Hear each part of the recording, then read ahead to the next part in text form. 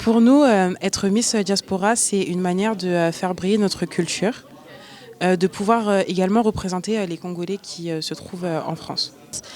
Essayer de faire valoir leurs envies, les choses qu'ils veulent entreprendre. Et puis c'est à peu près tout. Et être des Miss de la diaspora, tout simplement. Représenter la beauté congolaise, tout simplement aussi.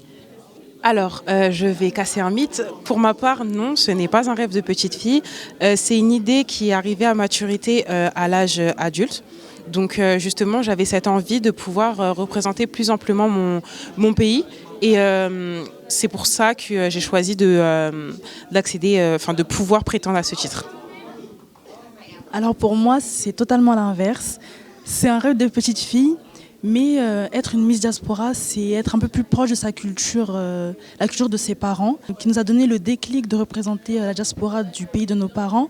C'est avant tout le fait qu'ils parlent de leur jeunesse au pays.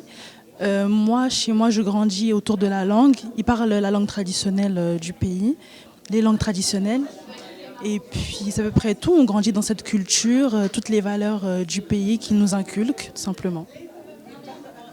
Alors pour ma part, je la rejoins. C'est également le fait d'avoir été bercée justement dans cette culture depuis toute petite qui justement m'a donné l'amour de ce pays et la volonté de transmettre justement cette culture au travers cette élection.